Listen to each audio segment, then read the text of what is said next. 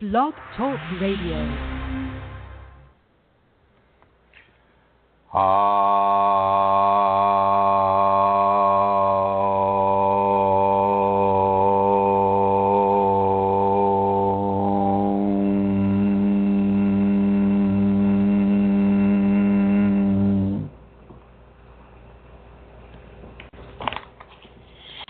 Yatra, yatra, manas tushti, manas tatra eva darayat, tatra tatra, para ananda, svarupam sampravartate. Wherever you feel carried away, rejoicing in every breath, there is your meditation hall. Cherish these times of absorption, rocking the baby in the silence of the night, pouring water into a crystal glass, tending the logs in a crackling fire, sharing a meal with a circle of friends. Embrace these pleasures and know this is my true body. Nowhere is more holy than this. Right here is the sacred pilgrimage. Live in alertness for such a moment, my beloved, as if it were your one meeting with the Creator. From the Radiant Sutras. Hello, everyone. This is Chrism, and I'd like to invite you to a conversation about your Kundalini awakening experience. Before I do, I would like to introduce my co-host, the Celtic Queen of Questionable Comforts, Her Holiness Amelia Santara. Wake up! Wake up! Hello, Chrism. That was beautiful. Wow, thank you. That was really, really lovely. Yeah. Hi, everybody. Sanskrit first and English second. Yeah, wonderful and beautiful. Thank you. It's great to be here, as always, on a Wednesday evening here in Ireland. And I'm seeing everybody coming into the chat room. And it's really lovely now on a Wednesday how we, so many old familiar friends in Kundalini gather in the chat room and we see each other. And we're all here to listen to the Kundalini through you, Chrism. So it's really a lovely part of the week. I begin as usual with... Go ahead. Yes? I was just going to begin, as usual, letting people know where they can make a donation if they're in a position to do so, and if they would like to support the work that you do, Chrism, that supports all of us and people who are going through a Kundalini awakening and need the teachings and support that you give. The address you can go to on the web is www.ascension-kundalini.blogspot.com, and there on the upper right-hand corner is a donate button, as well as teachings that you can read there as well. So that's www.ascension-kundalini.blogspot.com. And while I am giving you the place you can go to make a donation, please know there is absolutely no pressure on anybody to make a donation. It is just gratefully and joyfully received when it can be done. And it goes to supporting not just Chrism in his daily life, but all of us who are receiving the blessings and graces of the teachings that he gives in the very, very many ways that he does this, on Skype, on email, on all the teachings that he puts out on YouTube and all the Facebook groups and the Yahoo groups. I mean, he does this work 24/7. Even when he's sleeping, this work is being done because it is reaching us all at, all the different time zones in the world, and it is just a wonderful thing. So if you're in a position to support this work, then it would be gratefully appreciated. Thank you very much, Chrism, and looking forward to another wonderful show, which I know it will be. Thank you, Santara. Thank you very much, and thank you. Can you hear me all right? Is it coming through? Can you hear me, anyone? Hello? I can hear you fine. And let's Anybody see in the chat room. Julie wasn't here. Can you hear me on the chat room there? Fashji, Lauren, Mike, Steve, Elizabeth. I see Julie's there. Yeah, she can hear me. Hi, Julie. Oh, Elizabeth. Excellent. Hello, Elizabeth. So nice to be able to. Hi, Lauren. Hello, Lauren. Thank you. Wow. Okay, Fashti, Steve. Thank you both. Thank you. Very nice. Very nice. Okay, let's go ahead and get this show on the road. This is kind of an odd show. I'm being torn between different subjects, so I think she just wants to handle them both. The first subject, being kind of pulled back here a little bit. KundaliniAwakeningSystems1.com is where you can get this information if you just need to read about it on the website. For those of you that are experiencing this in the archives, hello and welcome. You can go to KundaliniAwakeningSystems1.com. That's the number 1.com. You can go to Chrism.Kundalini, or I'm sorry, Chrism0 Kundalini in the YouTube network. You can go to Chrism.Kundalini in the Facebook networks. We have groups. The groups are called Kundalini Awakening Systems 1.com or at Facebook, Kundalini Awakening System 2 at Facebook, Kundalini Awakening exclamation point on Facebook. We also have Kundalini Healing on Facebook, Kundalini Ashram on Facebook, and Kundalini Radiance Community, which is our newest community on the Facebook network. We also have Kundalini Awakening Systems 1 at Yahoo groups on the Yahoo networks, and Kundalini Healing on the Yahoo networks, as well as Kundalini Awakening Tantra, Kundalini Virgins.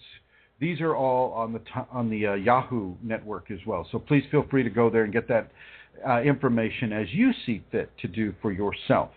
Today's talk is going to be around the idea and the action of giving yourself to the Kundalini. So let's begin.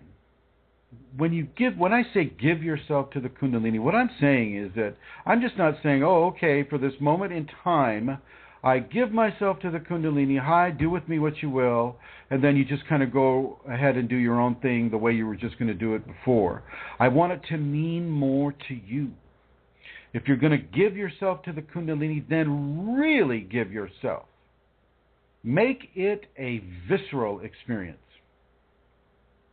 Allow yourself to feel the blending between your Kundalini and yourself. Allow yourself to become submerged and immersed in the love and the gentleness and the grace of your Kundalini. And allow those toxicities that rise to the surface because of this immersion, because of this giving of yourself. The Kundalini will go right through you once again, and it'll start pushing up things that need to be cleared. Okay? And so as these things come up into your everyday life, every evening, night life, I want you to begin to look at them, and I want you to forgive them, and I want you to acknowledge them and move through them. They are no longer a blockage. They are no longer a problem. They no longer have the ability to usurp control from the Kundalini, the control that the Kundalini wants to have over you, and the control that you want the Kundalini to have over you as well. Once again, for those of you who are just beginning this path, Kundalini awakening is the awakening of a sacred center of power at the base of the tailbone, last three vertebrae. In the Sanskrit language, it's called Kundalini, which means coiled inside, and which it is. As this awakening goes up the spine and permeates the cerebrospinal fluid and then begins to spread itself along the neural pathways, and from the neural pathways to the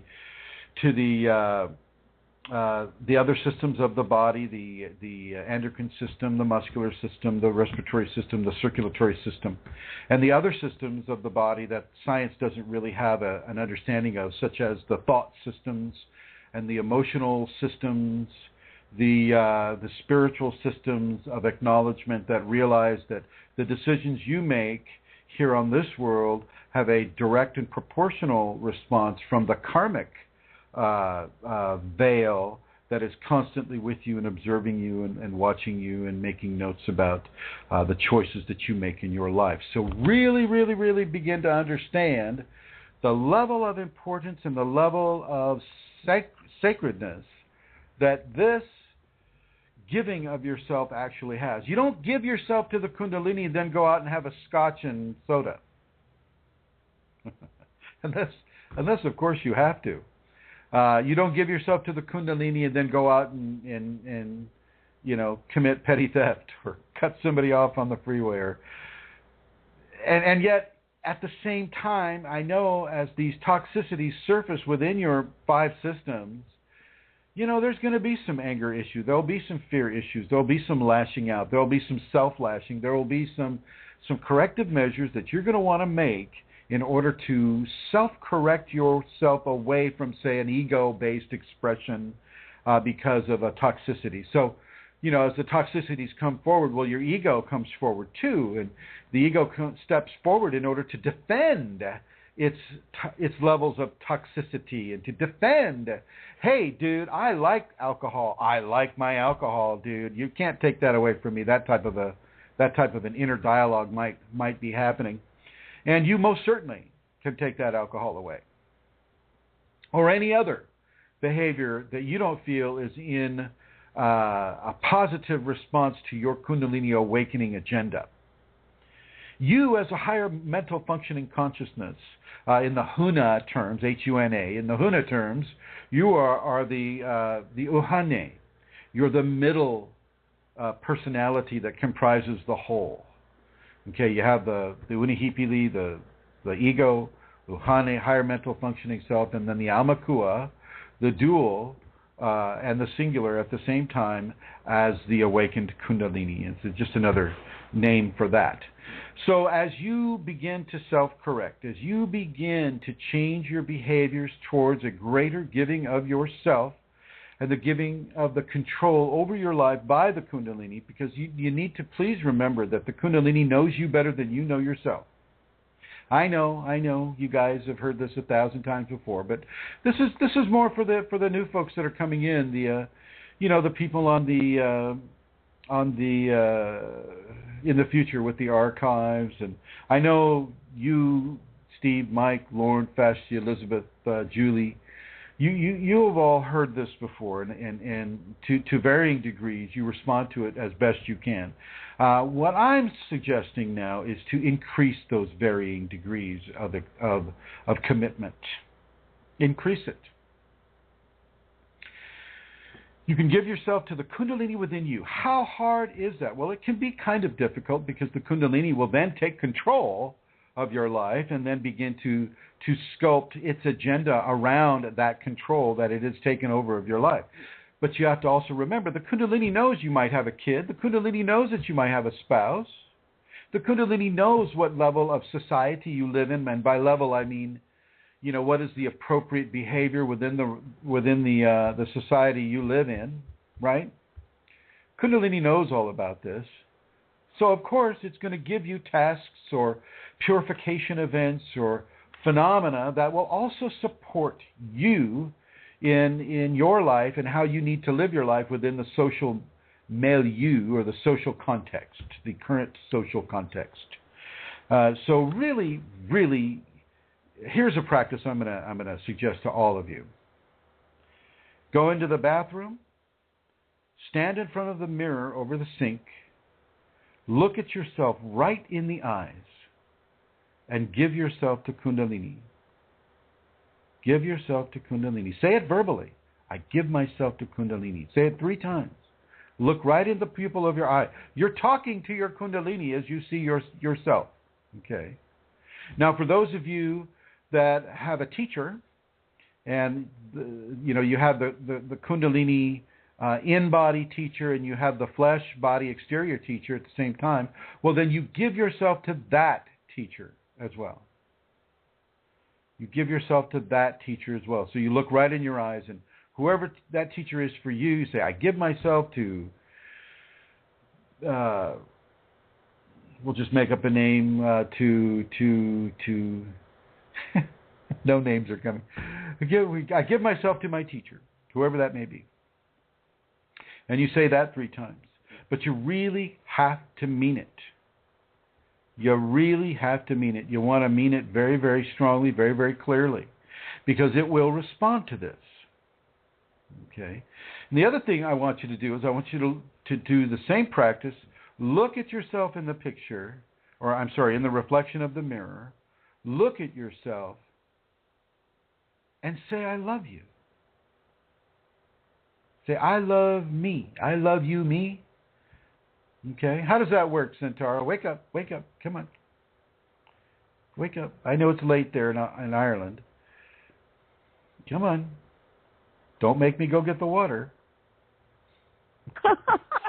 Oh, wow. It takes ages, Chrism, sometimes for that button to unmute. And then I go into a panic and I forget what you asked me. Sorry. Well. What was your question? Let me just read it. Let me just ask you another question then. How have you done this kind of a practice that I'm describing? Yes, I have. I remember at the very beginning. How does it make you feel? Let people know what the results are. Oh, okay. Go ahead. Okay, it's a wonderful practice, Chrism. When I began, first of all, looking in the mirror and saying, you know, I love you, what actually rose for me, that's going back a while now, but what rose for me was amazing because it was not something that I would have really said to myself. And it used to make me cry, and it opened up aspects of myself that I really hadn't been in touch with for a long time. And as I began to say a mantra to my Kundalini and then to my teacher, you know, about I give myself and my body and my mind and, you know, my emotions and all of that I give myself and always to the Kundalini and to my teacher, that there are different responses, but that opened up in me the willingness to go further with it. It allowed me as well, Chrism. I mean, you know, it's easy to say that to the Kundalini sometimes, and it's easy to say that when everything is going well, and when I'm in bliss, and when there are wonderful things happening and there's good phenomena. But you were speaking about, you know, when when the toxic response comes, and, you know, when there's cleansing and that happening, well then it is easy to get distracted or to get onto a different way with the ego, because the ego does defend itself, vigorously, or that has been my experience. And in those circumstances, saying to myself, you know, when it becomes a practice of saying, I give myself and my body and my mind and my thoughts, and when I'm meaning that, when I'm giving my thoughts to the Kundalini and to my teacher, well then it disengages with giving those thoughts to my ego. So it's a really practical, wonderful, ongoing way to go deeper with my surrender to the Kundalini.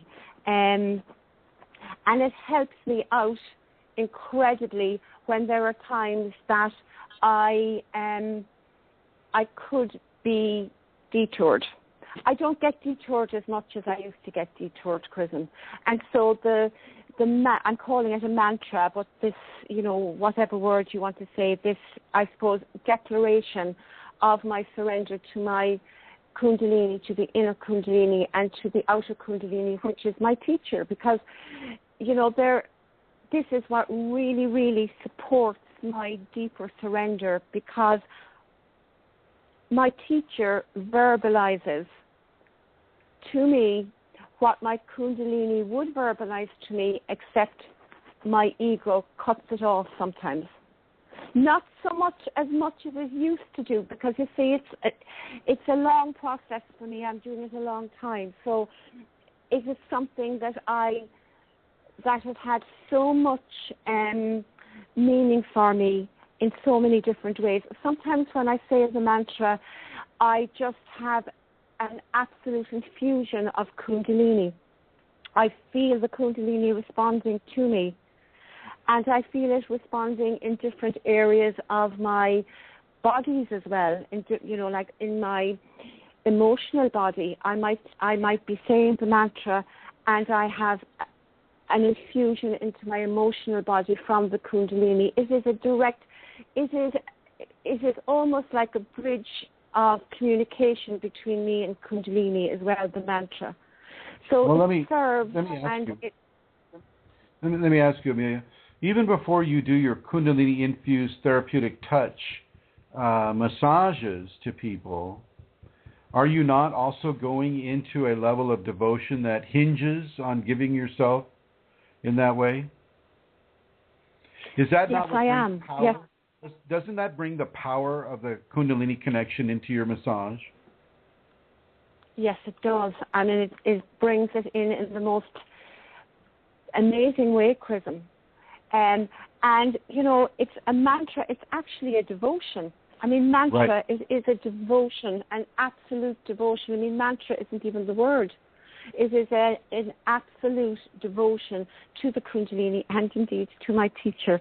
And the truth in what has been said and becoming so immersed with the Kundalini as I am saying that, because there are levels of freedom and truth, and I just don't know. It's, yeah. Yeah, no, I get it. It's very difficult because there are so many. As I'm speaking, I'd like to go back and say a little bit more about this and that because there are so many aspects to what you know. This devotion. Go ahead. Okay. Go ahead. Well, as well, it's a prayer. It's a prayer of intention. But not only is it a prayer of intention, it's like a prayer of actualization. Is there such a word? It is the doing of the intention. It is the practical living of the intention. And so saying that, I'm going to call it now, Chrism, if I may, I'm going to call it the devotion rather than the mantra because that's what it is to me. It is a devotion and a surrender and an absolutely giving of myself into every aspect of myself to the Kundalini and indeed to my teacher. And, you know, the Kundalini takes control of my life through me doing that. I suppose the Kundalini takes control of the life anyway, but it is the non-resistance and the going deeper and deeper with that is just, freedom is a word that just keeps coming to me because that's what it is. It's the freedom, Chrism, that has to be experienced in the day-to-day living of the life, you know. Right. And part of when I'm saying that as well about, you know, I give myself and my body and my mind. I mean, you know, you could go, I give myself my body, but the meaning of that, of giving my mind to the Kundalini, and when you do that, the Kundalini takes it. The Kundalini, you know, takes it's kind of a commitment, really. It's a commitment that you're making. It is a total commitment. It is an absolute commitment that you're making. And then in the living, I mean, the safeties then, Chrism, becomes, you know, like that's a way then that I can make the commitment of the giving of myself throughout my day. It links all of that, you know, throughout my day and night. I think that's a very good point. I think it's a very good point you bring up with regards to, you know, it's a daily experience. It's not something that you just figure, okay, I can schedule this in on Friday, 2.5 weeks from now. Then I'll schedule my giving of myself to the Kundalini. You know, it doesn't really work so much that way. Okay, it works far more in the realm of giving yourself in a complete, total way, all the time. Mm-hmm. And allowing Kundalini to begin to, Kundalini will suggest behavioral changes. So let's say you run up against a problem. So whatever the problem is, your Kundalini will immediately assess it, and your ego will immediately assess it. And it's the difference between the Kundalini assessment and the ego assessment is typically pretty expanded. And you always go with the Kundalini assessment. You always go. And so you're always making that choice towards the Kundalini assessment. And some of you are going to be asking, like, oh, well, how do I know it's the Kundalini that's making this assessment? Well, if it involves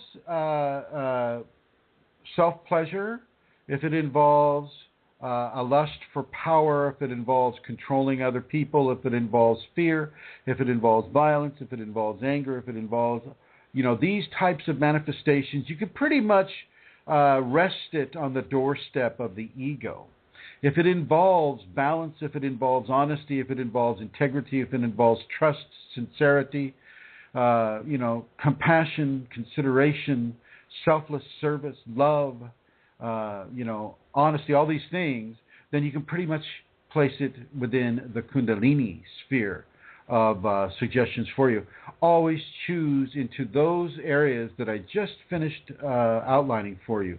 Really, really, really, sometimes, if you're, a situation isn't always going to respond to happy, happy, joy, joy. Sometimes it's going to need, a little more passionate response, but not ever really in a way that you used to do it. You are not the person you used to be, any of you. Every day, you're gaining more experience. Every day, you're evolving. Every day, that evolution is sending you forward into your destiny. Kundalini is now part of your destiny. Kundalini has now taken control of the evolutionary process within your body, your mind, your emotional body, your psychology, and your spiritual body. The 5 bodies of expression, the 5 Purushas of Sanatana, okay, which is like a form of conservative Vedanta. So really, really begin to make some behavioral changes. Look in the mirror. Give yourself to your Kundalini. Give yourself to your flesh teacher if you have one. Really, really do this daily. Every time you get up from bed, in the early morning and say you're getting ready for work, you're always heading for that bathroom. You're always looking in that mirror. Every time you look in that mirror, give yourself to the Kundalini. Give yourself to your flesh teacher. Seriously, give yourself in ways that only you can really hold and describe. Many of the areas that you need to work on. When you're giving yourself honestly and sincerely. When you're committing yourself or not. You also know when you're not committing yourself. So in this sense, I want you to really begin to pay attention to the level of commitment that you're giving to the Kundalini in you. To all aspects of assistance for you as you have this Kundalini awakening experience. Really begin to let go of societal programming that says, oh, it's only okay to do this if you're in that situation, and it's only okay to do that if you're in this situation. You let that go for the time being. I have to counsel you. You're not going to be told to steal or hurt or murder or condemn anybody. You're not going to be told to do anything that is anti-safeties or anti-evolutionary along the Kundalini awakening path. You're not going to be asked to go backwards into your evolution. You're going to be asked, however, to go forward into your evolution. And you're not going to be asked always in a gentle, cotton candy, sugar plum fairy, little candy snowflakes. It's not always like an Easter egg, as much as I would like to say it is, because I like Easter eggs. But it's not always like that. It's not always like an Easter egg. Even a chocolate Easter egg bunny. Or a marshmallow bunny, now that I'm on the Easter thing. So realize that you're going to have some troubles with this. You're going to have some problems with this. You're going to have some challenges with this. And I always want you to come out of it giving yourself to your Kundalini, giving yourself to your teacher, taking yourself away from behaviors that attack your integrity. Keep your integrity strong. Keep your commitment levels to your Kundalini awakening process very, very strong, daily, if not hourly. Some of my private students, they are doing devotionals 6 times a day. I have them go out and, I have got a prayer rug or blanket or something that they want to do meditation on. And then once that is given and assigned, and then 6 times a day, they will go down on their hands and knees into devotion towards their Kundalini process, towards me as their teacher. I'll encourage you to do this. I mean, I'm not going to do this because, there's some sort of a real fixation that I have about having people give themselves to me. I mean, California, I am one step from living in my camp trailer. I really could care less about having to control the lives of other people. I let my Kundalini do that. The Chrism ego has nothing to do with receiving another person's gift of themselves. That goes to the Kunalini always. The Kundalini in me, which is what makes me a Kundalini teacher. Not a diploma, not a contract in gold filigree framed and hung up on somebody's wall, but it's the contract between the Kundalini and myself, and the fact that I have surrendered myself so completely to the Kundalini that the Kundalini has felt comfortable enough to send me forth into this world, into this society as a teacher of itself for others. I hear Santara moving around. What do you think she's doing? I don't know. She is the Celtic queen of questionable comfort.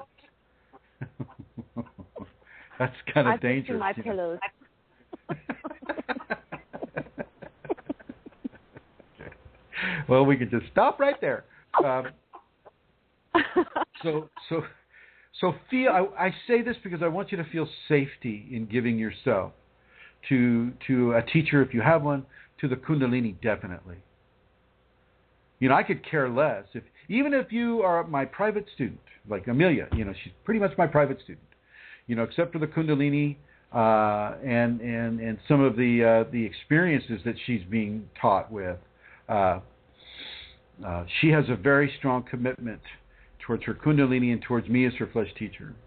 Okay, and so this doesn't mean that now she's like at risk for anything. If anything, she's at risk for having a faster evolution than she would have normally had into the Kundalini. Same with anybody else that is a private student of mine. Okay, it's a way, a teaching that espouses the many different ways that we can match and commit ourselves to our Kundalini evolution by changing our behaviors or giving ourselves certain levels of behavior modification that allows us to live our life in a greater harmony with the energies of the Kundalini that are within us and that are outside of us at the same time. Okay, this is what this is about. I would encourage you not to just tune into this radio show and then step out of your doorstep and walk through the society that you live in and not practice what we're talking about right now. I want you to look at every source of light, the stars, the moon, the street lights, the traffic lights. If you're lucky enough to have a Timex Indiglo wristwatch, well, you can look at that light too, if it's the right time of the day for you. Look at light and realize that it's only really appreciated when it's surrounded by darkness. We are constantly surrounded by darkness in our society and within our Kundalini awakening experience. If you go on the web and Google Kundalini and just look at all the very serious fear-inducing warnings against the Kundalini. Oh, it'll make you crazy. Oh my God, you'll commit suicide. You'll get sick and die. You'll end up in a psych ward. You'll start wearing a Bozo the Clown nose, and you won't know why. This is what happened to me. And so, kidding with that. Although I did wear a Bozo the Clown nose, but I was a clown at the time I was being a clown. face paint, the whole bit. No sharp corners, by the way, always soft, gentle, rounded corners. With your commitment, you will be pushed further into, as I was going to say before, your purification areas. Let the purifications come. Control your anger or your irritation at them. A lot of time it's going to be a very rapid response from you. The Kundalini will bring up a memory or an experience, a memory of an experience, whatever it is that pushes a lot of buttons on you, on your emotional body, on your mental body, on your ego body, and really take a moment, take a breath, and let that go on purpose. Consciously let this go. And do that with every other item that your Kundalini brings up into your awareness. That is of a blockage or hurtful or any kind of an impediment to your flow of Kundalini. Remember the safeties. Excuse me. Always look at the qualities of the safeties that are given within the whatever the situation that you find yourself in. So, for instance,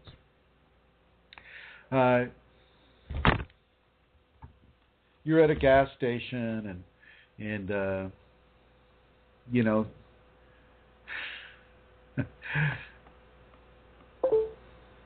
people, here in the States, people are pretty spoiled, I think. A lot of power consumption, a lot of gasoline, oil consumption here.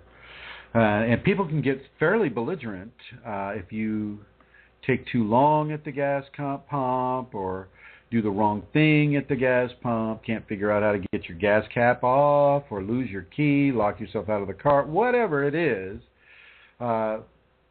Just take a look at how things are at the gas pump.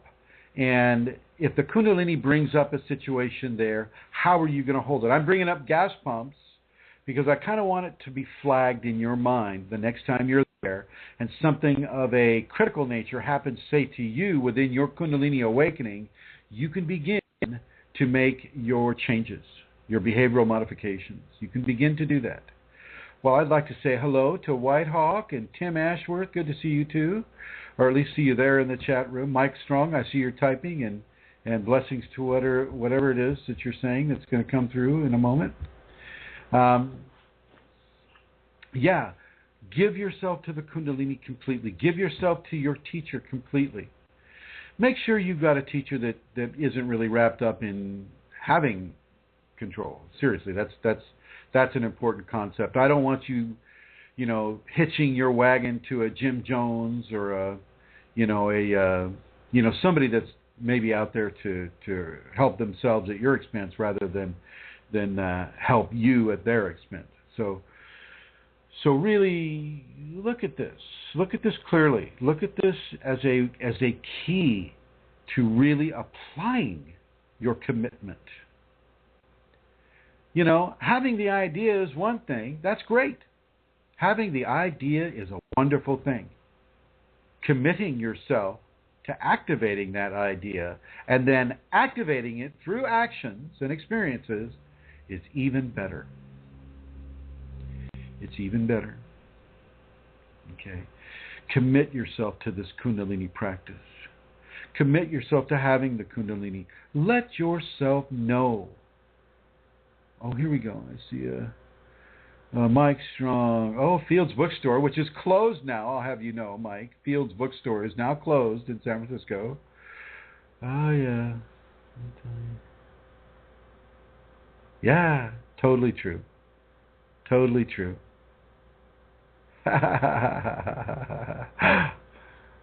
That's great.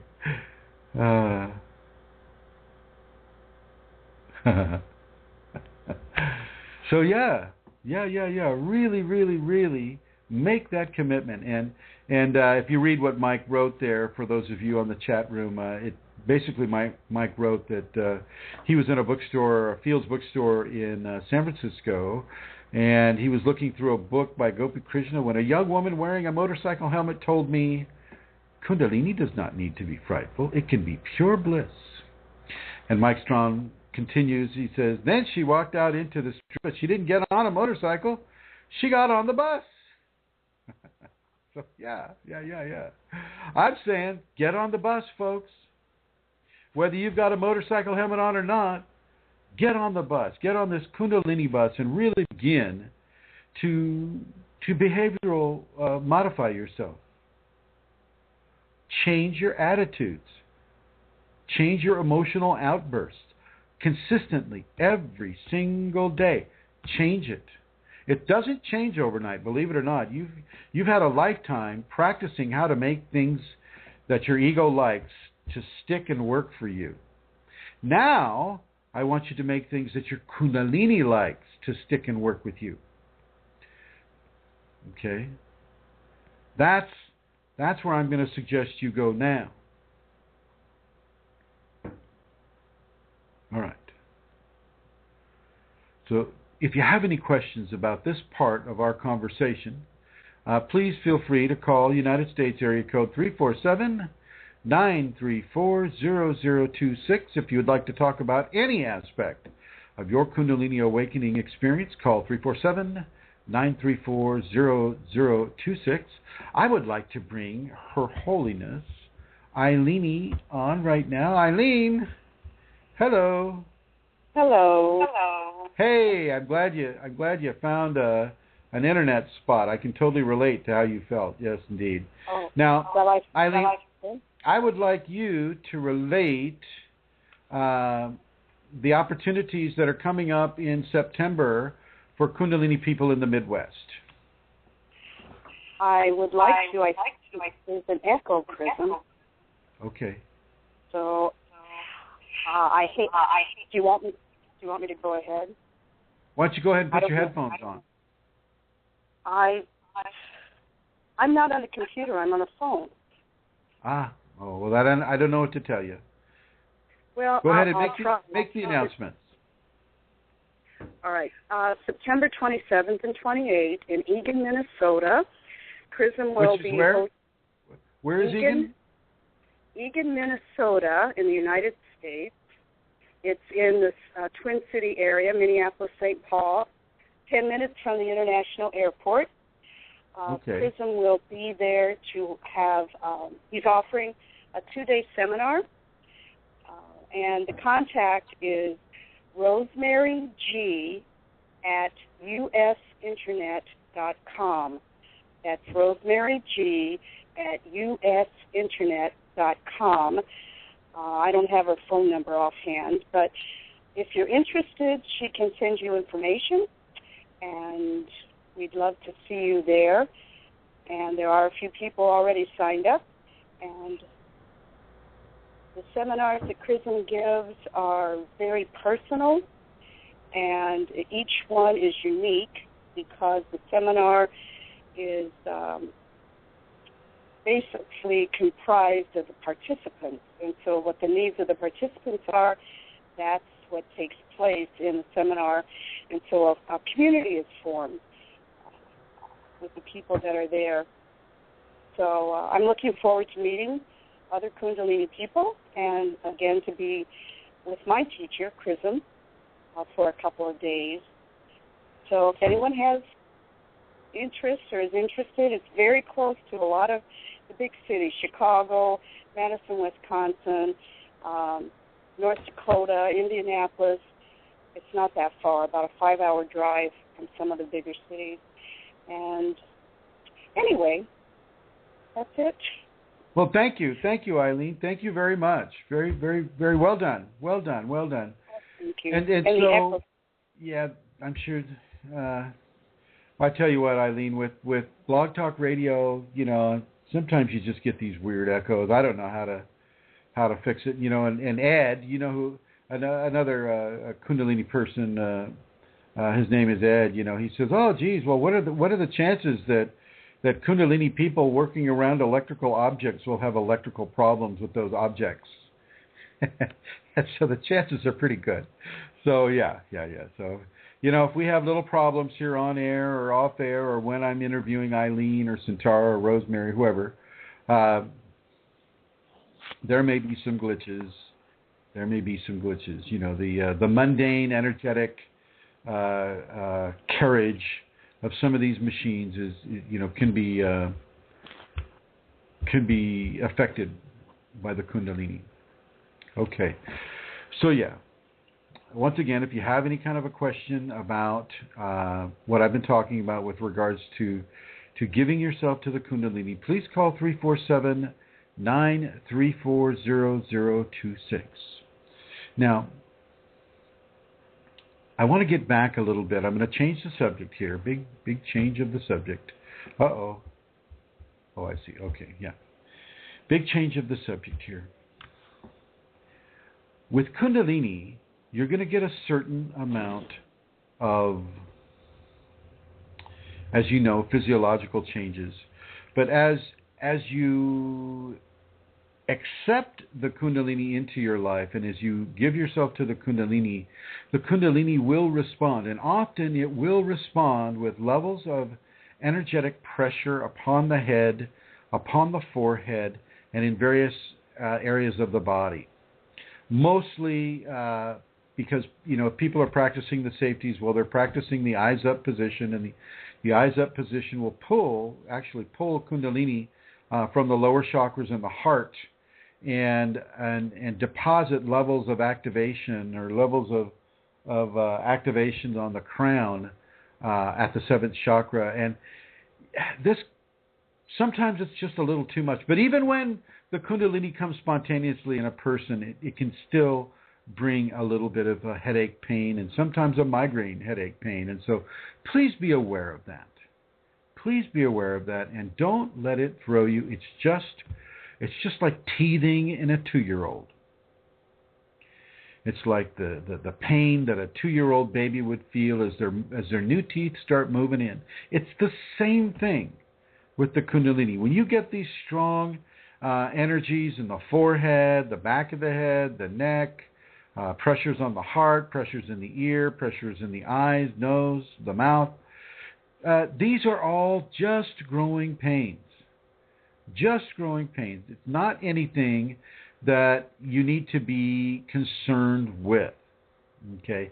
Look at the pain. Look at what you're doing or what has been done to cause the pain. See if there is a level of mitigation that you can do that allows you to know for a fact that this is Kundalini-induced pain. If it's typically like a headache or a migraine or something like that, and you have the Kundalini, you know you have the Kundalini up, well then you can pretty much park that one at the door of the Kundalini and just learn how to get through it. Learn how to acclimate. Learn how to increase your energy so that the constant increase that the Kundalini is giving you is acclimated to much quicker. It's all a level of acclimation, really. I mean, I used to get headaches a lot too. You know, I've never been a real headachy person, but after the Kundalini came up this time in this body had to go through acclimation. My soul has already been acclimated. My spirit has already been acclimated. My higher functioning consciousness already acclimated by virtue of the Kundalini I had during childhood. But this body, this physical body, emotional body, mental body, all of those connected purushas or sheaves of the bodies that are connected to this body, this Chrism body, then that all had to get reacclimated from the start. Okay, this, you know, I'm suggesting this may occur for you as well. Remember, you know, karmically we're different. We're different people, and so we have different karmas, and so we have different rules to some degree that we have to live by. We agree on certain rules as a society, or we don't have a society, and we do have one, and so we're agreeing on certain rules.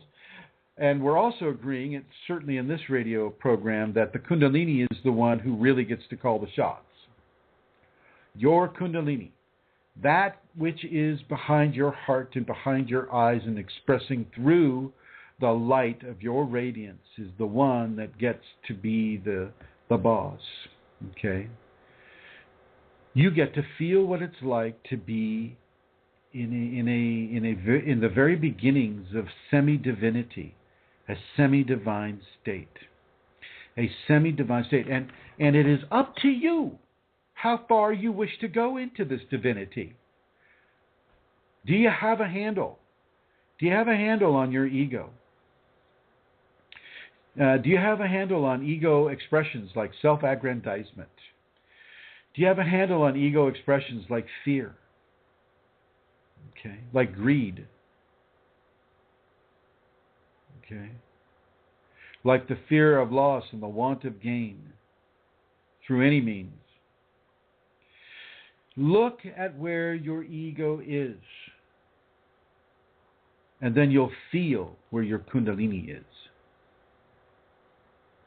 And a lot of people, they go, "Well, Chrism, geez, how do I do this? What technique do I need in order to communicate with my Kundalini? What technique do I need in order to make these behavioral modifications work?" And the technique that you need is to just do it. As they say in Nebraska, get her done. Stop wasting your time. You get a certain number of heartbeats in this life.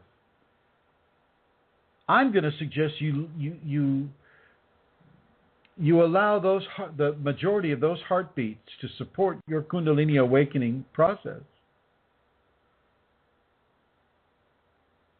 Seriously. This is what your life is about. It's not about making the money. It's not about having the perfect relationship, because your Kundalini and you already have that. It's about you and your evolution into semi-divinity. Semi only because you have a body. You have a physical body, so that's what's going to make it semi.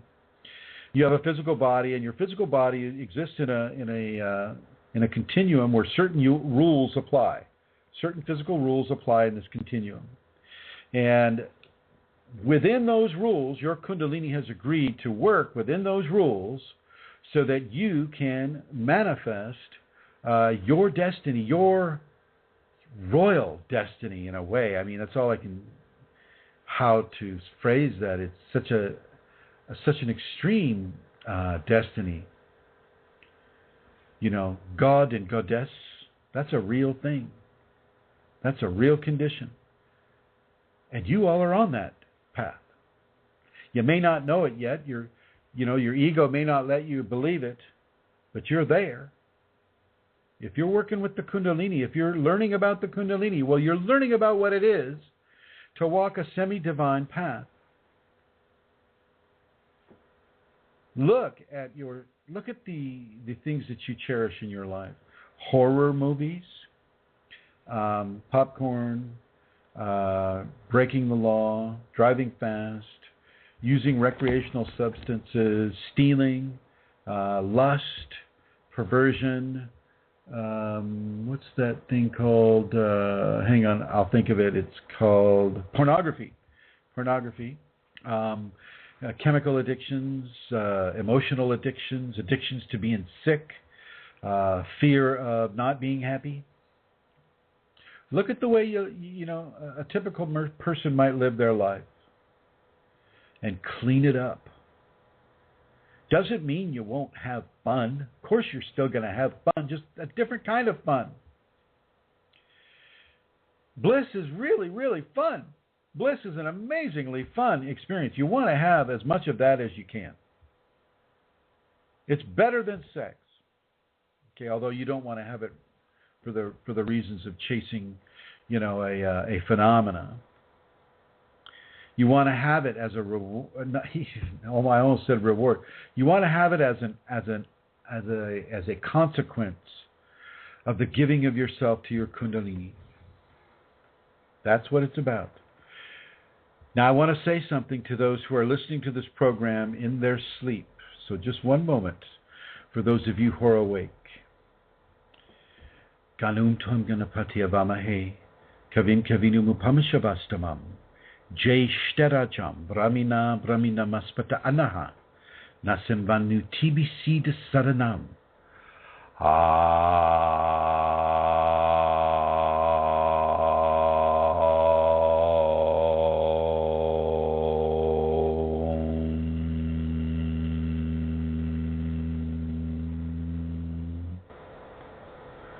Sleep. Sleep.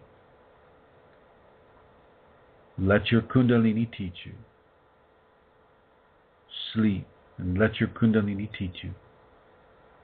For those of you who are awake, don't sleep and let your Kundalini teach you. You get 12 hours on and another 12 hours on. Okay?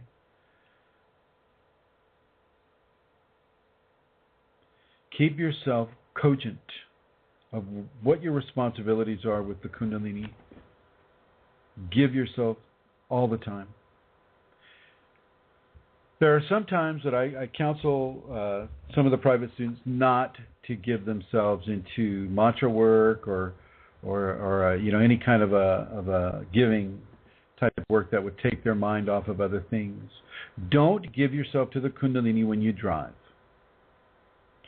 Don't give yourself to the Kundalini when you're working, when you're inside your employment.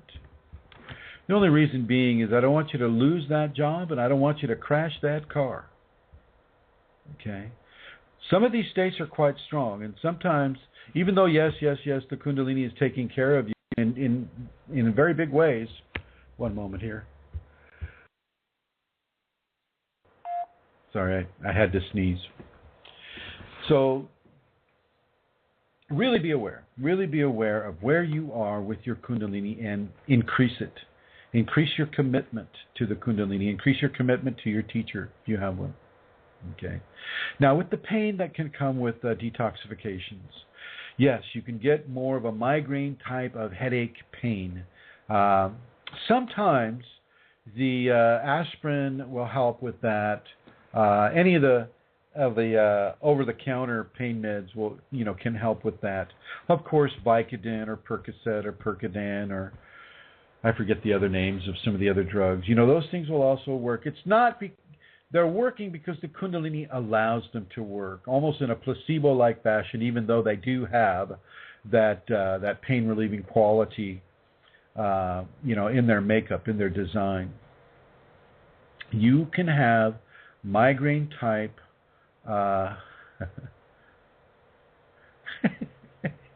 Very true, Mike. Mike writes, going through dance-like or yoga-like kriyas is frowned upon by corporate types. Absolutely. I couldn't agree more. Or doing the snake walk or the snake dance. That's also frowned upon.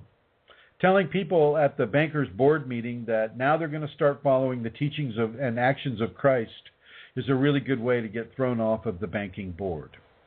As one of my students had that occur for them. They lost everything. They lost their job. They lost their house. He lost his money. He lost his wife. I met him up in Maine at another Kundalini person's place, and we did a little work. And then, he moves to New Mexico and starts a new life, has a new wife, a new job, a new family. Things are going great. Things are going great to this day for this man. We'll call him Bob. Okay? Sometimes the Kundalini just needs you to change from where you are, and she will arrange for that to occur. And your ego won't know it. Even your higher mental functioning consciousness won't know it. And so there will be some opportunities for fear. But if you trust your Kundalini, if you have faith in your Kundalini, then just go with the flow. Make the change. Open yourself to the new experience that's coming your way, even though you may not know what that is. Open yourself. Surrender yourself to the agenda that the Kundalini holds for you. Yeah. Mike writes, happy ending in the land of enchantment. Yeah, Bob did have a pretty happy landing. But he went, Bob went from the highest of the high. He was a chairman of the board of a large banking consortium on Wall Street. His Kundalini came to him by virtue of his severe alcoholism, and it came to him and it infatuated him with the teachings of Christ, with the teachings of service, with the teachings of so he goes ahead and he outlines all these teachings to the board meeting, and they sacked him before his eyes could blink, I think. They sacked him so fast. They took his money. They took his car, anything that was associated with him and his job was taken away. And of course his wife, maybe she didn't like the new lifestyle, I don't know, but she left as well and took the kids with her, and he was basically directed to go to New Mexico, and there as Mike said, a happy ending. A happy continuing, I should say, a happy continuing. Now, with all of you, there's the same availability for very, very positive outcomes by the Kundalini. You just won't know, you won't be able to figure out how it's going to do that until you really begin to deepen your commitment and to begin to find the pattern inside the divine agenda. What is the pattern?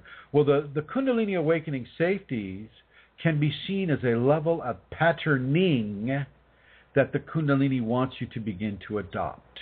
It wants you to adopt these patterns in your response to the Kundalini Awakening that's occurring to you, or in response to a Kundalini Awakening that you are seeking, that you are wanting to have, because those safeties are a standalone activation process. Practicing the safeties is a response to your Kundalini on a daily level. And of course, these days I'm telling people to practice it in the morning and in the evening, twice a day. That's 42 Tibetans a day. When you get to that point, if you're just starting out doing this, start with 6 of each Tibetan. Okay, and if you want to know how that looks, then go to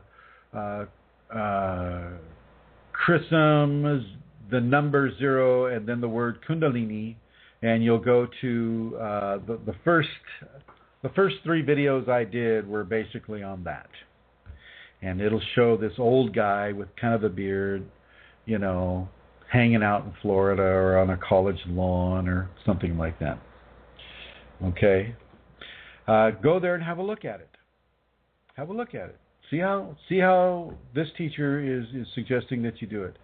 That's another thing. Here we go, segueing into another topic, teachers. I'm not fond of any of the teachers that I find on YouTube or that I find on the internet. Some of them are good. The ones that I can see that are not self-aggrandizing, they're good. Some of them.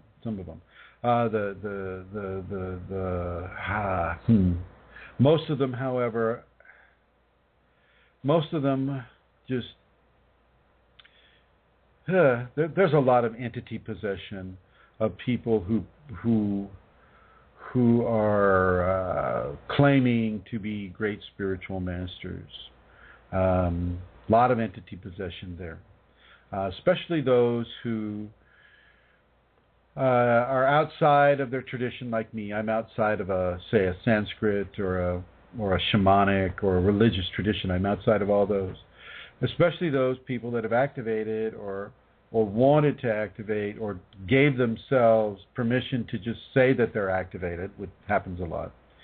And they can begin to bring more changes into their own lives. It's a real crapshoot out there on YouTube and on the internet. Since we're on the subject of giving yourself to the Kundalini, and by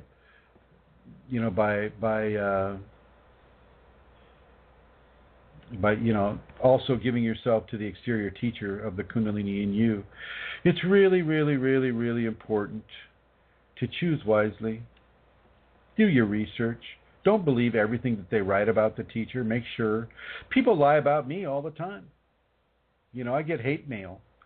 People coming up to me and say, I heard what you said on that blog talk radio, and I think you're just an asshole, and you're lying, and the devil's going to get you.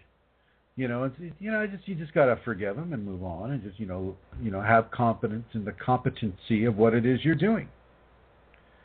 Oh boy, lots of activity on the chat group there. So yeah, choose your teacher wisely. Find a doctrine of signature with the teacher that will rise above any of the complaints or any of the adulation, compliments, any of the critiques see and feel a quality in a certain person that you're looking at as an exterior teacher, and let that quality speak for itself from a Kundalini context. A lot of people don't like what I do because they don't understand what I do. A lot of the people that say, I've done, this or that, they're basically telling me that they didn't do this or that. They didn't follow the safeties.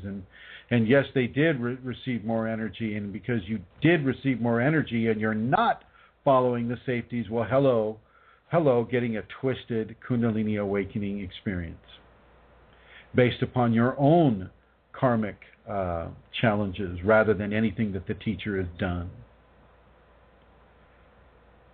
By even listening to this broadcast, you're opening yourself to your Kundalini, not my Kundalini. You're opening yourself to your Kundalini by the virtue of my Kundalini, by virtue of that which is coming through this voice into your ears as you lie there or sit there or stand there, awake or asleep. It's coming in. It's coming in, and it's going straight into your spinal cord, straight into your chakras. Okay. If you have any questions about any of the topics that we're talking about, please feel free to call United States area code 347-934-0026. 347-934-0026. At this time, I'd like to bring Santara on, and we're going to ask her some questions. Hello. Yes, there she is. John's dumping the water on her. There we go. Hello. What have you been able to do? How were you able to ascertain Chrism as your teacher? What did that person do to make it real for you? What did that person do to show your Kundalini and yourself that this person was safe to have as a teacher? Okay. To begin with, I wasn't looking for a teacher. I had no interest in a teacher. When I came to the Kundalini Awakening Systems website and I began to read what you wrote, the Kundalini in me left me know that this was truth because it resonated. And there's no point in me even trying to explain really what that was like. It just was. My Kundalini resonated, and I knew that the teachings, that what you had written was the truth for me. It reflected and showed me about my own process and what was happening for me. And the more I read, the more this happened.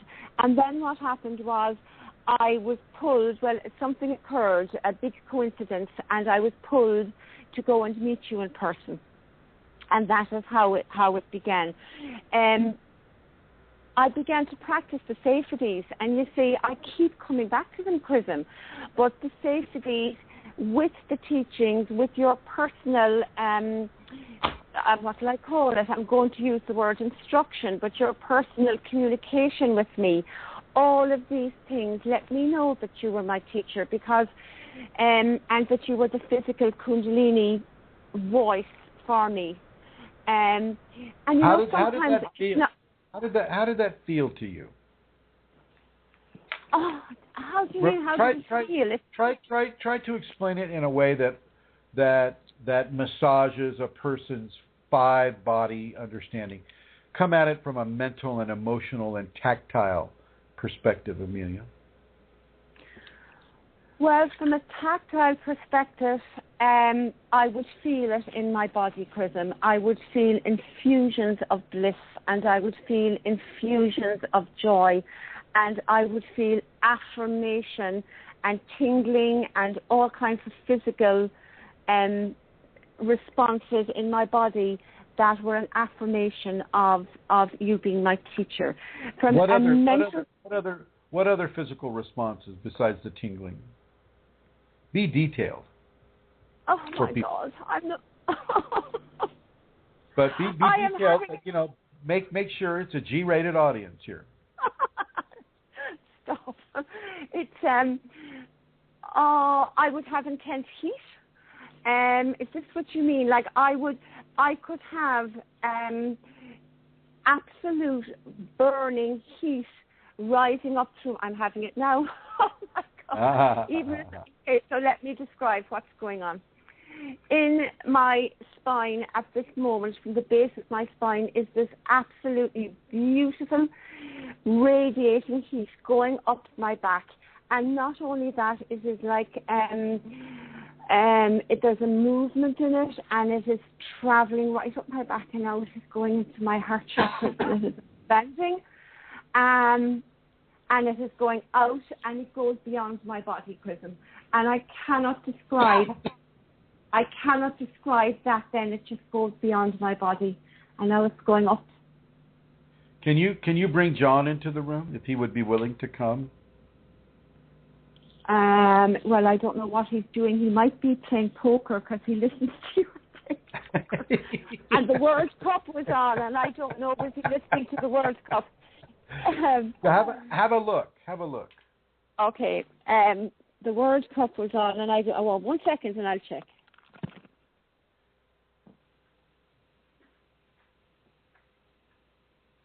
So while we're waiting for John to spy, or for Amelia to spy on her husband, John, I want to ask John a little bit about what it's like to have a spouse like Amelia, a Kundalini active spouse, in his life when he doesn't have that level of activation yet.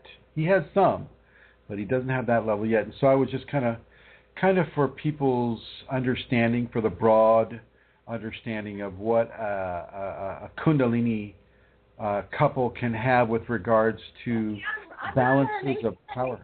Yeah. Okay.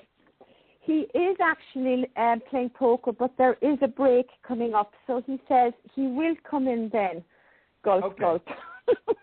Yeah, okay. All right. He said to me, what's he going to ask me? And I just said, I have no idea, but, it'll be fine. So he said, okay, he'll come in a couple of minutes. Yeah, so I was just telling people. Go ahead. No, please go ahead.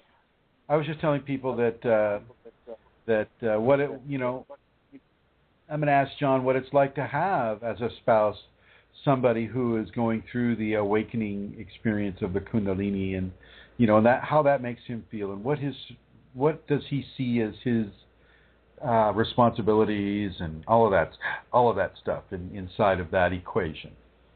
Okay. Well, also in other ways that going off. Go ahead. Oh, we do have a listener. Let me go and say hello to the listener then, and I'll come back again. Okay. Okay, and so as your spouse is supporting you, and your children are supporting you, and you're not saying anything at work, and your life in the Kundalini is supporting you, and things are actually moving forward for you in your life, moving ahead for you in your life. Your mind, if you have a disease or an affliction, your mind is going to move towards, well, how on earth and why on earth do I have a disease or an affliction while I'm having the Kundalini? Well, I got to tell you, sometimes we have these diseases and these afflictions because of the level of karma that we have accrued in other conscious expressions. Karma's a real deal. It's the real thing. And those karmas can coalesce into a person's equation and form a debilitating disease. You can have a disease that is incurable by medical science, and the Kundalini will come along and just like, whoop, there it went. There it went. No more disease. And yet you won't hear so much about that because, spontaneous remissions of that or this or that, or, that's doable within the medical experience, and yet it's not so common. And because, the doctor isn't taking all the credit for the healing, then, people don't talk about it as much. But it is a real deal. Your Kundalini can spontaneously alleviate any disease that your karma will allow it to. You see, karma has a lot of power within the Kundalini continuum. Karma has a lot of power. It is the blueprint of your life on this world. Yes, yes, yes, you have many choices, many decisions to make, many patterns of probability to explore. Okay. But the main reason you're here is to work through the karma that you have made in other expressions of consciousness in the physical. That's why you're here. And if you're here, if you were born with a debilitating disease, it does not mean that you cannot have Kundalini. It does not, say you got cerebral palsy or you've got some other, debilitating disease that doesn't let you do the same things that other people do. Doesn't matter with the Kundalini. Kundalini doesn't care. The Kundalini cares about what is behind your eyes and behind your heart. Everything else is external to the Kundalini. And it's not that concerned about externals. It's far more interested about how you're doing on an internal level, which is where it is residing in your body, internal to you. Okay? So the Kundalini will come. And as you give yourself to that Kundalini and you have all the, the different experiences of detoxification and pain or whatnot, if you're coming into this with a severe disability or disease, I want you to understand I'm not interested in giving you false hope. I am not interested in giving you false hope. None of the hope that I'm giving here is false. And none of it is out of your reach. Hi, Chrism. Yes. I'm interrupting you because the break is on and John has come into the room. And he has a very short while to speak with you before the table opens again. So here he is now. Thank you. Hello, John. Which is on your ear there now. Yeah. Hello, Chrism. Hello, John. You are the man behind the scenes, aren't you?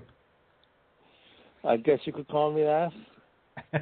I want to thank you, John, for the for all the time and the effort you put into allowing this show to come on. So thank you very much.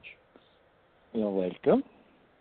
I would like to thank you for the excellent support that you're giving your wife in her Kundalini awakening experience. And so, boy, I mean, if I could make every spouse into the John O'Connor model, I would. You are very, very helpful. Tell me what it's like to live with a Kundalini awakened spouse like your wife. It's very difficult to put it into words, Chrism. I suppose it's a most wonderful experience. Well, you had to say that. Of course I did. But it is a wonderful experience because there's a vibrancy and a beauty about me and her Kundalini that is always present. And I suppose it has enhanced our relationship in many, many ways. And I suppose our whole life has just been a wonderful journey since Kundalini, I won't say entered our lives, but since we knew that it was Kundalini.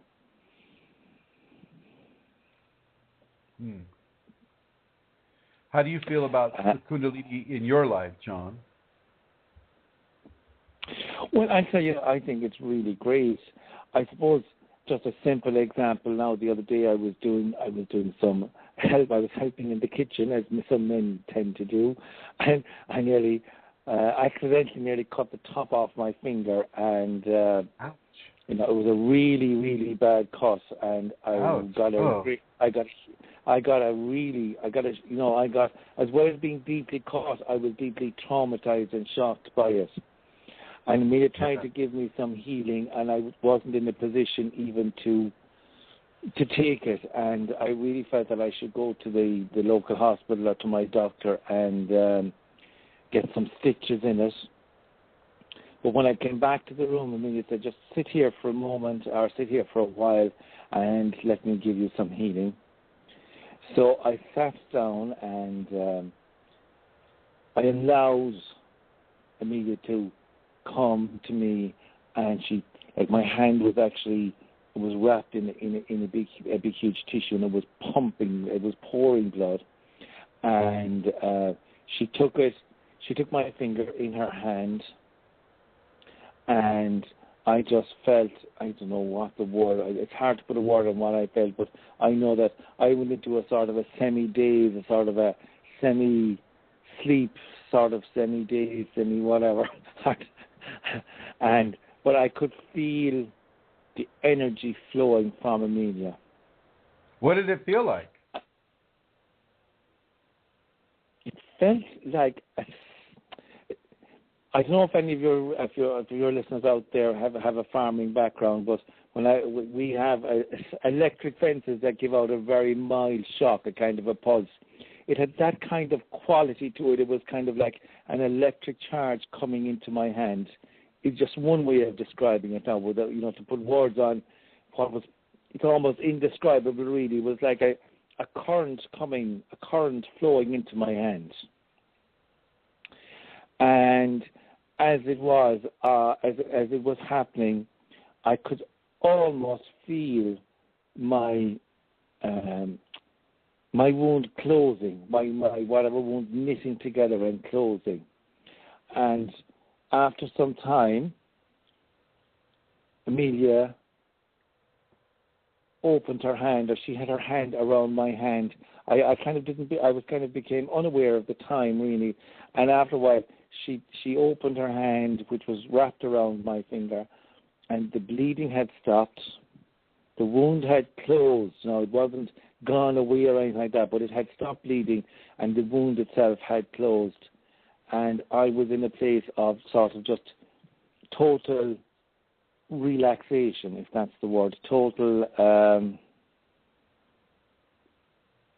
peace. Serenity.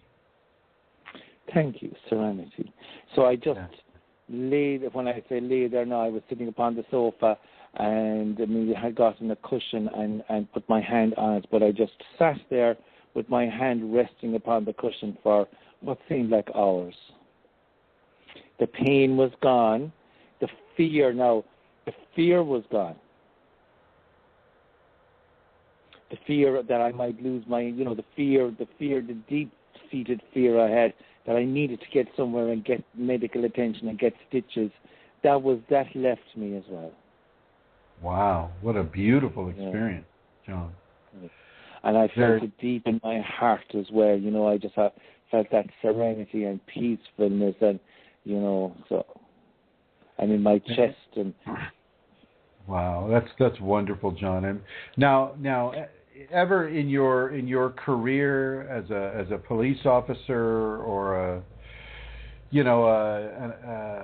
senior accounting manager, in your daily walks of life, have you ever experienced a kind of application that is similar to what she gave you with your cut hand?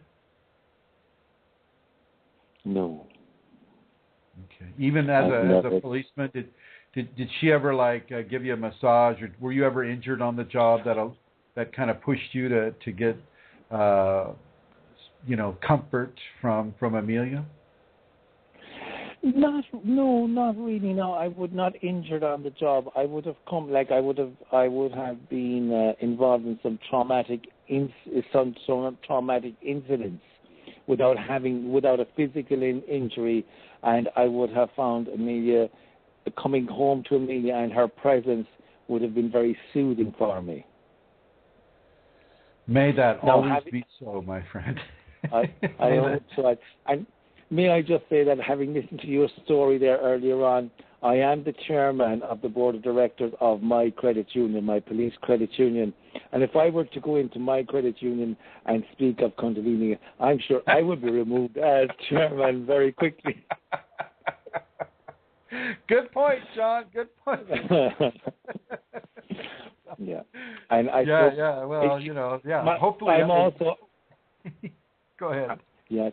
I also play a little bit of poker. I play a little online, and I'm involved in a game there at the moment, so I must go back to it. Oh, but, well, I want you to. I hope you win no, you're okay. what I find is having listened to Amelia and what she has to say, and having done some of and having observed her living her life by the safeties, I also try and practice the safeties myself. Particularly when I'm driving, I can be a very impatient driver and intolerant. And having watched Amelia's example, I have definitely gotten more patient and way more tolerant. And I try and practice the safeties myself. I also occasionally, I do the Tibetans and things like that as well. So. Well, John, you are an excellent example. I just want to thank you for coming on and interrupting your game that way. I hope you win the hand that you're going, your very next hand. I hope you win it. Thank you very much. I want to thank you. You're very welcome. On a final note there, just, I suppose, for some of your listeners out there, maybe, I suppose, being in an intimate relationship with a lady who is Kundalini activated and is very strong in her Kundalini, I think I receive great benefits in our intimate relationship as well, and infusions of Kundalini energy at various times, and I think Tantra has also a big part to play in our lives and in our relationship as well. I'm a very, very lucky man. I'm a very lucky man in that I have a really wonderful wife, and I would say that I'm a very lucky man that Kundalini has entered our lives and has made, as I said earlier, has made our lives such a wonderful, wonderful place to live in. Well, thank you, John, and thank you for being that excellent spouse for Amelia as well, and thank you again for helping Amelia to put this show together. You're very welcome, and it's a pleasure always, Chrism, speaking to you as well. And might I just say to your readers, or your listeners there, that I have met you on several or many occasions, and it's always a pleasure to meet you, and to also feel the Kundalini radiating from you also. Thank you, John. Thank you, and I feel the same way about you. It's always for those of you who have never met John. John is a big man. He's like 6. What are you? 6'4"? About 6'3", 6'3.5". I can understand. 6'4", yeah. You would have been a formidable police officer, I think. Well, some people would say that, all right, yes. Thank you, John. Thank you very much. You're welcome. Goodbye for now. Good luck.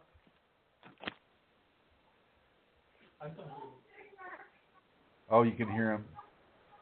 They're all like arguing in the background. What did you say? Oh. Okay, I'm back. Hi, That really, that was lovely. I was in the other room. Was the sound okay? Did you hear it all right? Actually, yes, it sounds very good on John's computer, because I had to give him the earphones so I couldn't hear. And so I went into the other room. It actually does. It sounds good. But the interesting thing is, I'd say you're almost, you're a good bit behind. So there's 2 or 3 sentences happen here, I think, before he hears them inside. There's a time delay. So that's interesting. Anyway. Well, it is interesting. And here's the other thing, though. Because we have met John, we have met a very positive, blessed, supportive spouse for a Kundalini awakening person. I want to also go into the other end of the equation. Sometimes some of you are going to be saddled with a spouse that is not appropriate for you or for your Kundalini, but for whatever reason, whether it's karma or whether it's just laziness, you're not moving on. You're not moving on. Okay. The Kundalini can take your marriage apart. In a not, I mean, sometimes it'll be in a bombastic way, and sometimes it'll be in a very gentle, smooth, hey, honey, I think we're growing in different directions, that type of thing. It can take your marriage apart, but it can also meld it together like never before. For those of you that have a happy marriage, a happy spouse, a happy relationship with your spouse, let your Kundalini meld you together as it encompasses both you and your spouse and your kids, if you have kids, and your pets. Okay? Realize, yes, go ahead. One of the things that I think, when you ask a question, it can be very difficult because it has been a long process to say, John speaking to you now, but he's listening outside and he'll know this to be true. I had really strange and very, very difficult symptoms way before the spinal sweep or the Kundalini awakening. It was like Kundalini activation. And when 2 years after that, when I discovered the Kundalini awakening systems and your teachings, and when John came to read about those, it made a huge difference to him because he had been at a loss for a long time before that, as indeed I had been. So we had spent a lot of years managing and, I suppose in a way, going through layers of stuff in our relationship. And so the Kundalini as far as we're concerned anyway, it is totally solidified because of all the other things that had gone ahead beforehand. We had managed to survive a lot of stuff. Oh yeah. You've managed to survive, but I mean it's not quite the same as having the Kundalini there and present in your life. You got support from him at a time when you needed it desperately, and even because you didn't know what was going on and he didn't know what was going on, but you knew that it wasn't something that you needed to go into a psych ward for, right? Absolutely. John was incredibly amazing during those times. And, when things would be going on for me, like let's say a physical thing, and I would be shaking and freezing cold and felt I was dying and knew that there was nothing wrong with me and couldn't understand what was happening and knew that I wasn't having a panic attack and yet I was exhibiting all those. John was incredibly supportive and he put up with a lot, and was an amazing man to me. He put up with me, so I know that he can put up with a lot.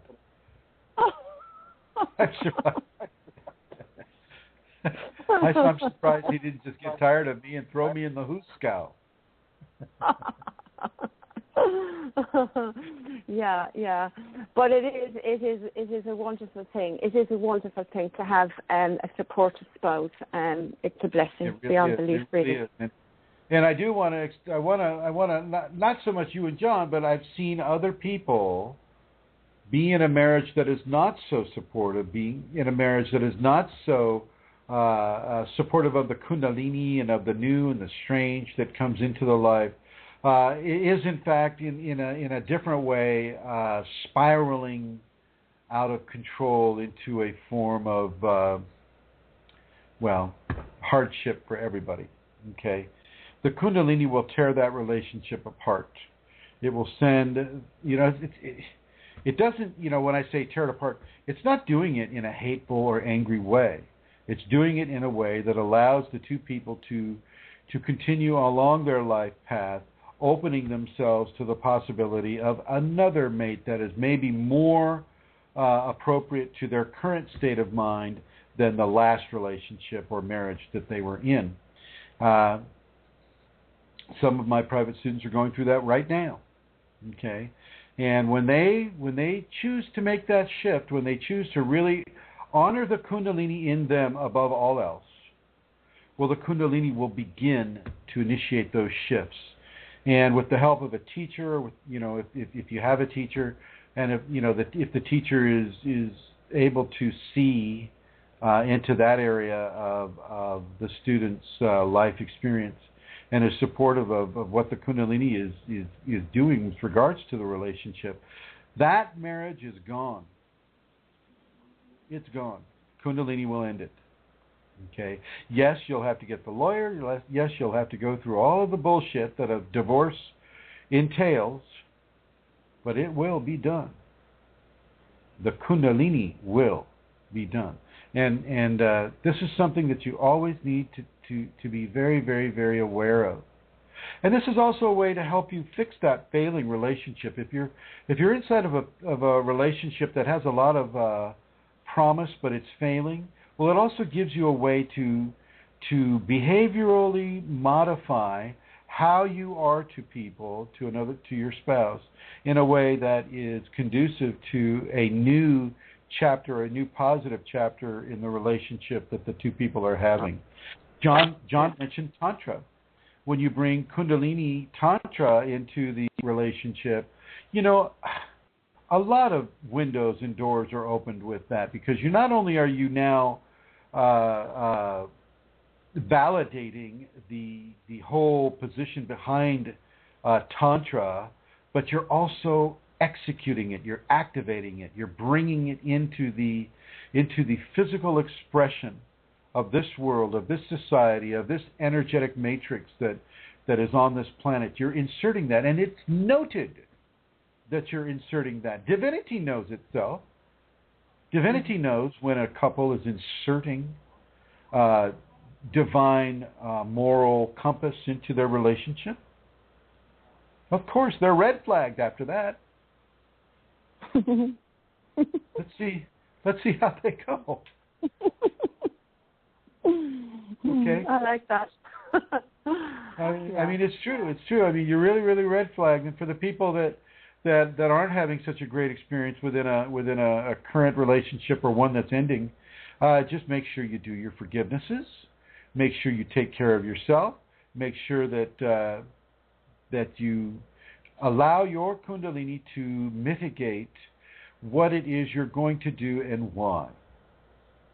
Have a closer connection and conversation with your Kundalini teacher or the Kundalini itself, or both, and listen to that advice. Go through with that advice, because it should always be within favor of your Kundalini awakening experience. It's there will always be a support or a level of grace that is given to you in order to ameliorate, say, a broken heart or a broken marriage or any of those more challenging types of social arrangements will be mitigated by the Kundalini. And don't be surprised if you're not feeling sorry, you're not being heartbroken, you're not any of these things, because the Kundalini will also mitigate you against that if it doesn't want you to have it. If it doesn't want you to experience heartbreak, well, guess what? You won't. You will not. And that includes heartbreak at fairly traumatic things like a sudden cancer in somebody's family or in your family. Say to a loved one, sudden cancer, stuff like that. This happens every day in this country, and yet it doesn't ease the extreme levels of expression that come from, say, a sudden indication of cancer in a person's life. All of a sudden things get really, really, really serious, and people get really, really sad and afraid.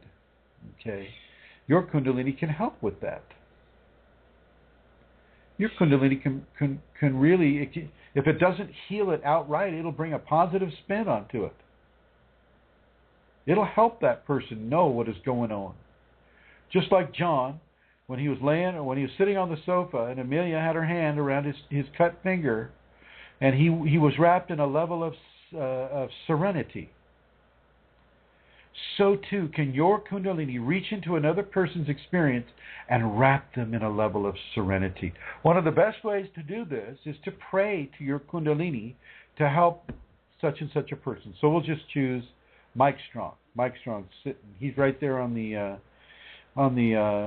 chat group here. So we look at Mike Strong, and we go ahead and, the collarbone issue. Yes, the broken bone. So I would like everybody who is online right now, Fashji, looks like Julie's there, and Amelia. We'll just do these three right here. Oh, Eileen, you can do it too, and Josephine Smith, you can do it as well. Okay? Pray for Mike Strong's collarbone to be healed stronger than before it was broken. Pray to your Kundalini and to Mike's Kundalini to let that happen. Let's do this right now.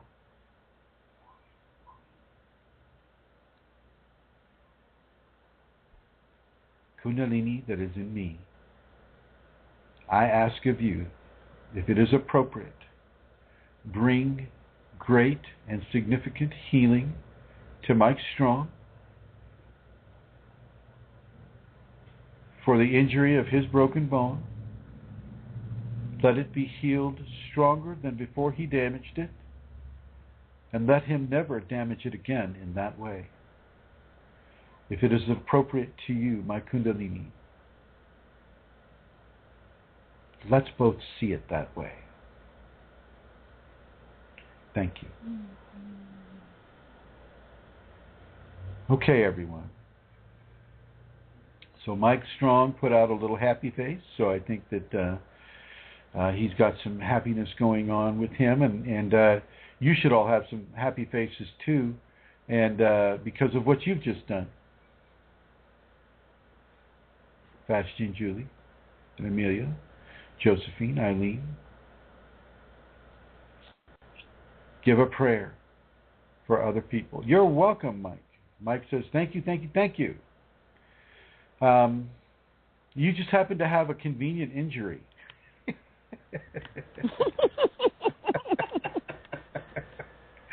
I see Vashti. Okay, we have about 17 minutes left. I want to give out the phone number again, and it's 347-934-0026. And thank you for taking that opportunity to serve, Vashti. You know, thank you, and thank Julie and Eileen and Santara and Josephine Smith. And thank you, Mike Strong, for having the injury. I'm sure you paid for that. Let's see. It's funny. My broken bone worked out really well for a coworker of mine. I don't know if oh, yeah. They got more hours, I imagine. More hours. Okay. All right. If you have any other questions about your Kundalini awakening experience, I'm going to go ahead and start to wrap this one up. Eileen, I'm going to bring you on. Eileen, my dear. Hello, I'm here. Could you give your announcements again? Yes, there will be a Kundalini Awakening seminar in Eagan, Minnesota, which is in the Twin City area. Chrism will be there September 27th and 28th for a two-day seminar, during which time he will spend some time with each person and as the group, and there's usually activities and discussions and some lecturing, and just being with other Kundalini people is amazing. And I really miss that, so I'm really looking forward to being there myself. If you have any questions... Go ahead. Go ahead, I'm sorry. Go ahead. If you have any questions or if you would like more information, please contact Rosemary G at usinternet.com. If you're also a member of any of the groups, you can get information and her number there. We do have a page called Kundalini Seminars with Chrism. So you could also look that up, and we're putting information on that page. And I think that's it, Chrism, for now. Thank you. Thank you, my dear. And Amelia, do you have any announcements you would like to make? Well, that page that Eileen is speaking of is on Facebook. So if you're on Facebook, you can look up Kundalini seminars with Chrism, and herself and Rosemary are updating it, so that's a good one to know of. I will again give the website, if I may, for if people would like to make a donation. That is www.kundalini-ascension.blogspot.com. And I suppose just to say again, Chris, and thank you for the show, and thank you for initiating and leading that healing there for Mike. And I would just say to everybody, if you can, really immerse yourself into the Kundalini and stand in front of the mirror, as Chrism said, every time you go to the mirror, give your surrender to the Kundalini and put it into words and say it out loud, and then, do things that will actualize your intention and expand that throughout your day, every day. And the gifts of grace and the freedom and just the way the life becomes is amazing. And if you've got a Kundalini teacher, such as I have, well then, you will be very, very blessed, because everything that Chrism gives for me to do, everything that Chrism speaks is my Kundalini speaking to me, and it has always been that way. And it has helped me in ways that I just cannot. I think it has fast-tracked me without, that's not why it was done, but that's the way it has worked out. I would not be living the life in Kundalini that I am now without having had a physical Kundalini teacher, that teacher being Chrism. So thank you, Chrism, for everything you do, for being my teacher, and for just everything you do. It's much the Kundalini, and you are more than welcome, and you are, and I say thank you to the Kundalini just as well. Yes. Yeah. Okay, the one thing that I want to end this episode on is the disease factor again. If you're coming into Kundalini with cerebral, spinal issues, or some sort of a disease or an affliction, Kundalini can take care of you. If it is to be healed, Kundalini can heal it. If it is to be healed. If it's not something that you're supposed to experience, or if the opportunity for healing has come to you vis-a-vis the Kundalini, take it. Take it. It's no accident that Kundalini has come to you. There's no accident that you're getting this information right at this time, that you're looking for ways to alleviate this illness from you. I don't care if it's if you were born with it, if it's hereditary. I don't care. Kundalini doesn't care either. It just means that part of your equation was to choose a body that was going to have this affliction from a genetic standpoint. Doesn't mean that it's incurable just because the MDs can't cure it. They can't cure most things, even though they take credit for it. The body cures most things. Okay. If you're here with a disease and the Kundalini comes knocking on your door, I want you to answer that door and invite her in. I don't care what disease you have. I don't care if it's HIV, AIDS. I don't care if it's some long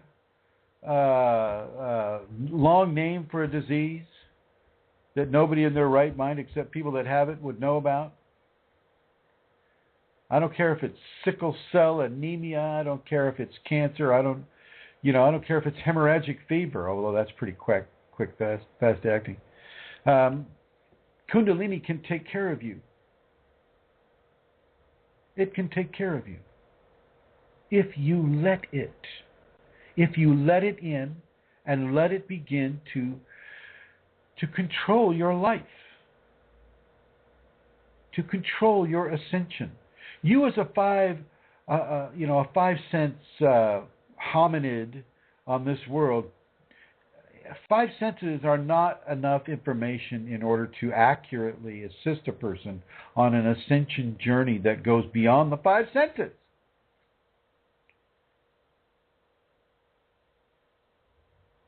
Okay?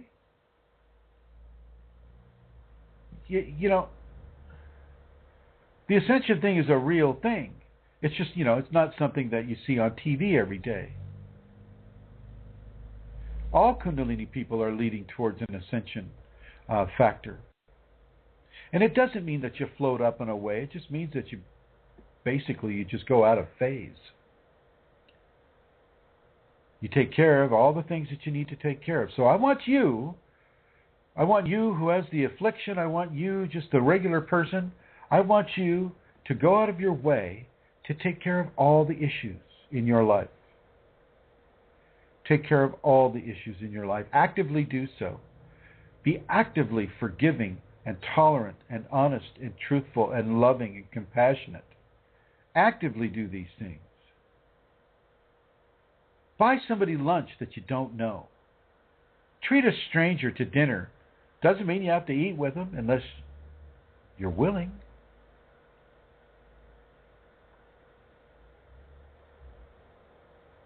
Stop and help somebody who is in a traffic accident or something like that, or is trying to cross the street, or is giving you a hard time. I know some of the people, with hard times with neighbors and things like that, and that's just a level of tolerance.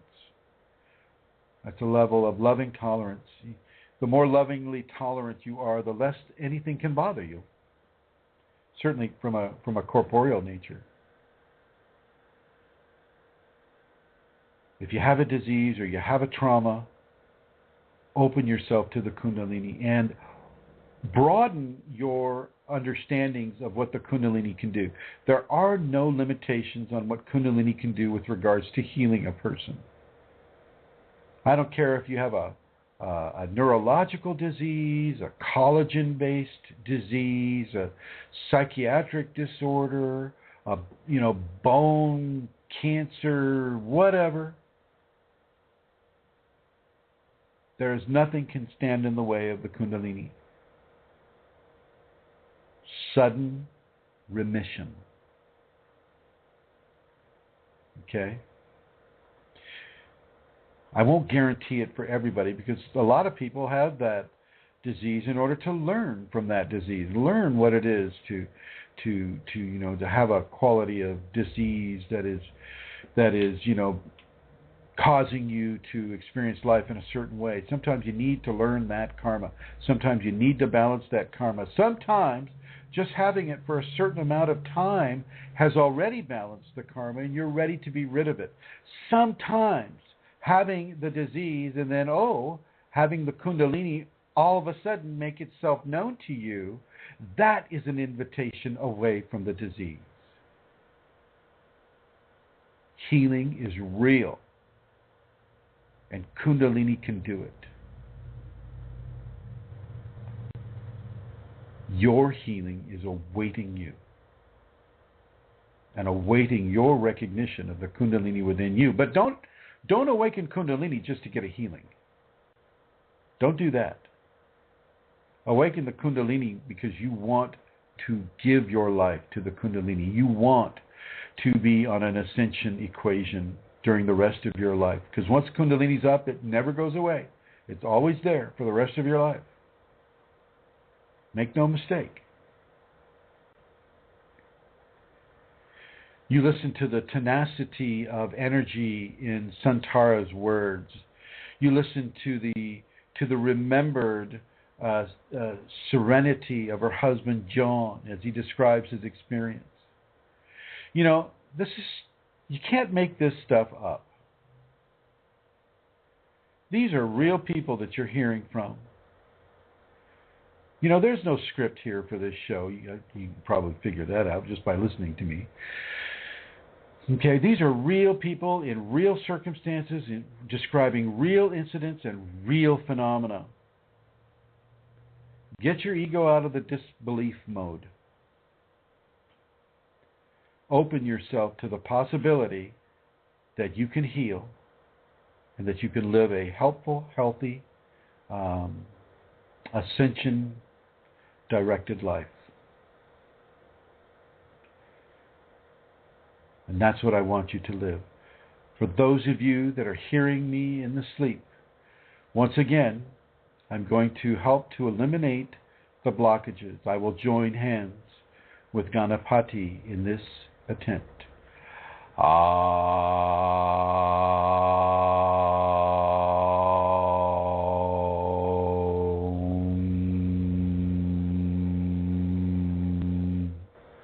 Gana Tum Ganapati Avamahe, Kavin Kavina Mupamashabastamam, Jeshterajam Brahmina Brahmina Maspata Anaha, Nasem Vanu TBC to Saranam.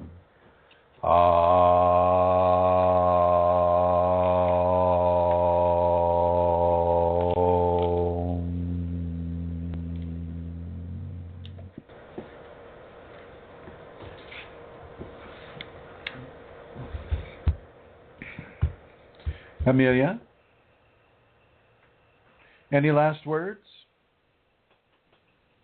No, Chrism, no last words. Thank you again, and goodbye to everybody. Maybe it might be worth mentioning something actually from a technical point of view. Elizabeth mentioned in the chat room that she was sort of bumped off a few times, and it happened to me as well once during the show. I was bumped out and I hadn't lost Skype. And I have seen people coming and going a lot. So there was a lot of trouble, I think, tonight in the chat room with regard to staying online. So just people will probably be listening in the archives again. So hello to all of you who were bumped out. It's just one of those nights. Well, thank you, Amelia. Thank you, Eileen. Thank you, Josephine, for listening quietly. And thank you, Fashji and Julie and Mike and Lorne and everybody who was here. And I am now going to officially terminate this broadcast of Kundalini Awakening Systems. Look to see you here, same time, same day next week. And many blessings to you all. Thanks for listening.